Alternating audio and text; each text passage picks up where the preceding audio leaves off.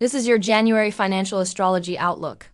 We're looking at how this month's planetary transits can be used strategically in business investments and major money decisions through the lens of mundane astrology, where planetary movements are read at the level of markets, governments, and collective trends.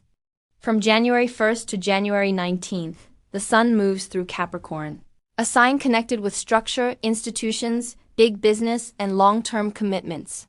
This is generally a month where the market prioritizes fundamentals over hype. From a financial standpoint, this favors conservative moves, restructuring, cost discipline, and strengthening cash flow rather than aggressive expansion. If you're running a business, this is the period to review budgets, renegotiate contracts, and clean up operational inefficiencies. Investors may find that value-driven sectors and blue-chip stability are more resilient under strong Capricorn emphasis. On January 2nd, Mercury forms a supportive aspect to Saturn, which reflects conditions where regulators, corporate boards, and policy voices take a more serious and cautious tone. In finance, this is a good window for planning, compliance, legal filings, and organizing documentation. If you're working on loan applications, business registrations, or restructuring agreements, early January supports careful, fact-based negotiation rather than emotional decision-making. Around January 8th to January 10th, we see a cluster of Capricorn energy involving the Sun and Mars, which can correlate with heavier news cycles about labor, corporate layoffs, or cost-cutting across industries. In the US, this kind of transit often coincides with cautious hiring updates, earnings warnings, or pressure on companies with high debt exposure. If you're an entrepreneur, take this period as a reminder to keep expenses lean and avoid over-leveraging. For investors, be careful with companies reliant on speculative growth or weak cash flow. On January 13th, Mercury shifts into Capricorn, reinforcing a mindset of discipline and accountability. Communication in markets becomes more results-oriented. This is a smart time to update financial plans, create quarterly strategies, and set realistic revenue targets. Business deals negotiated after this date tend to reward practicality over promises. Think in terms of contracts, systems, and operational clarity rather than inspiration or vision alone. From January 15th to January 18th, the Sun aligns harmoniously with Uranus, which often reflects innovation in technology, logistics, and digital platforms. For business owners, this is a good window to implement new tools, automation, or process upgrades that reduce workload and increase efficiency. Investors may see increased movement in tech-related sectors or companies tied to innovation and mobility. However, Uranus also represents volatility, so short-term price swings are possible. If you trade, approach this period with tight risk controls. On January 20th, the Sun enters Aquarius, shifting the collective tone from consolidation to forward-looking reform.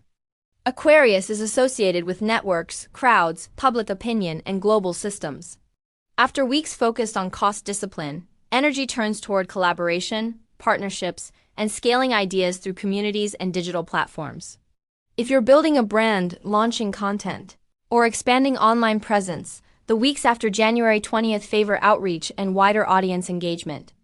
Around January 22nd to January 24th, we see tensions between financial conservatism and social or political pressure, which can mirror headlines about public policy debates, debt concerns, or geopolitical uncertainty. In the US, this kind of transit often aligns with market reactions to federal budget discussions, interest rate expectations, or political maneuvering ahead of key policy dates.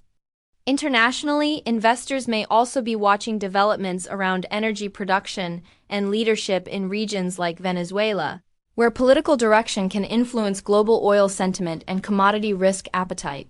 Under these transits, avoid impulsive trades based on fear or hype. Prioritize defensive positioning and emergency funds if you're exposed to volatile sectors. On January 25th, the full moon highlights the tension between personal spending and collective or economic priorities. This is a good checkpoint for reviewing your financial habits. If you've been delaying debt repayment, savings discipline, or business accounting, this lunation tends to reveal leaks in your system. Use this date as a reset point. Close unused subscriptions, renegotiate rates, or restructure high-interest debt.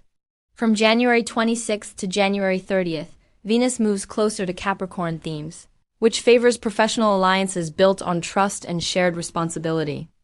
Instead of chasing fast partnerships, focus on building relationships that strengthen your positioning: long-term mentors, strategic collaborators, and clients who value stability.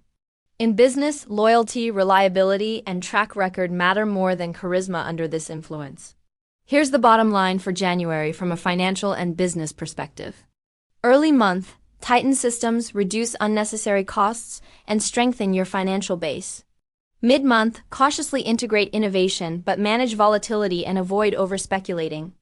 Late month, expand strategically through networks, collaborations, and reputational capital. This is a month that rewards patience, structure, and disciplined execution. Treat every move like you are building the foundation for the next 12 months, because under these transits you are.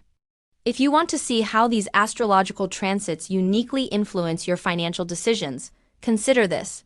Billionaires consult astrology to time their moves, not millionaires. So, why don't you?